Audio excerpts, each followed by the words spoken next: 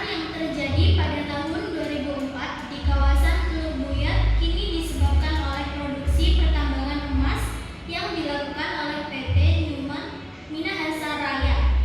Aktivitas ini yang mengakibatkan satu-satunya tempat untuk memenuhi kebutuhan air bersih berubah menjadi keruh sehingga mencemari aliran sungai dengan berubah warna, rasa, tingkat kejernihan, serta derajat keasaman.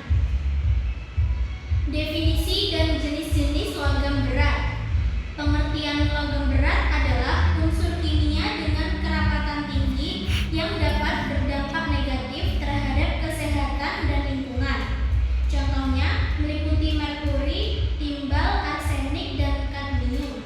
Jenis-jenis dari logam berat dapat terbagi menjadi dua jenis, yaitu logam berat alami yang ditemukan di kerak bumi dan logam berat antropogenik yang dihasilkan dari aktivitas manusia. Sumber pencemaran logam berat. 1. Pertambangan.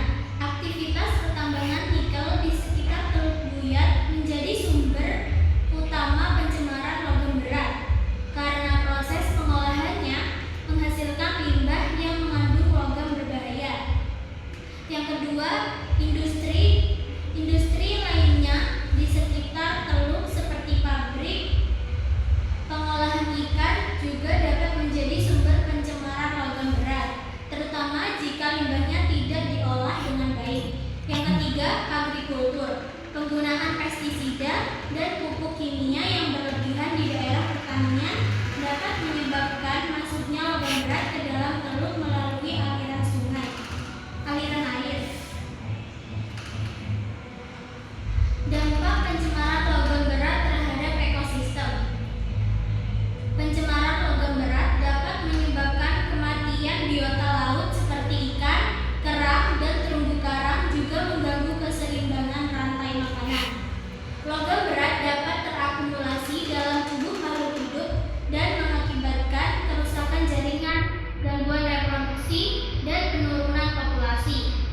Pencemaran logam berat juga dapat menyebabkan perubahan kualitas air seperti peningkatan keasaman dan penurunan kadar oksigen terlarut yang berdampak buruk pada ekosistem.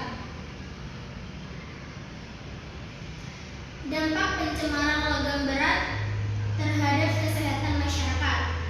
Logam berat dapat terakumulasi dalam tubuh manusia dan menyebabkan berbagai penyakit kronis seperti kanker, kerusakan ginjal, dan gangguan sistem syaraf.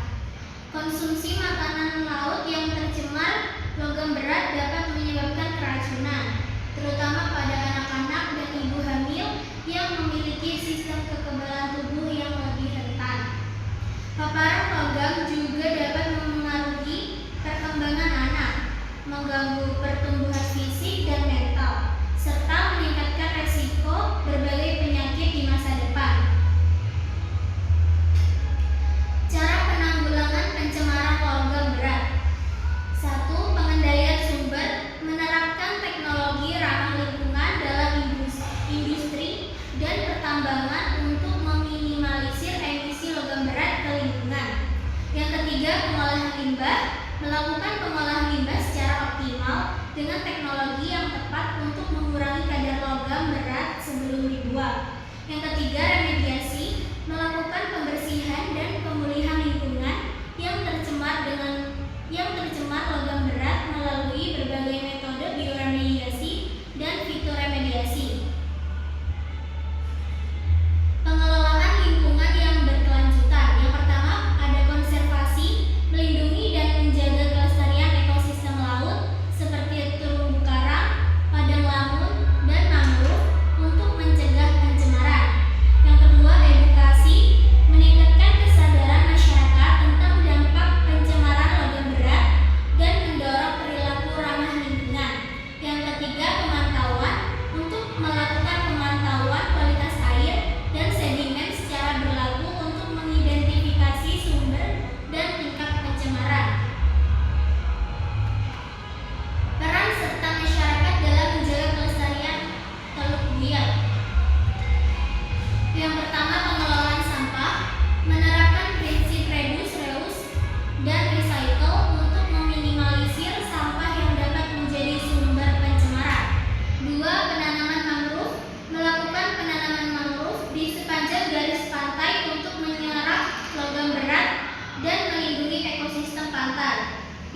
ketiga, kerjasama, meningkatkan sinergi dan kolaborasi antara pemerintah, industri, dan masyarakat dalam upaya penanggulangan pencemaran.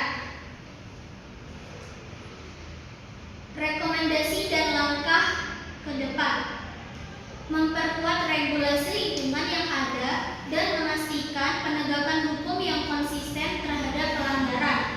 Peraturan yang lebih ketat untuk mengatur limbah pertambangan dan pembuangan di perairan. Restorasi habitat pesisir dan ekosistem laut yang terdampak pencemaran. Mengembangkan dan menerapkan teknologi remediasi yang sesuai untuk membersihkan area yang terkontaminasi.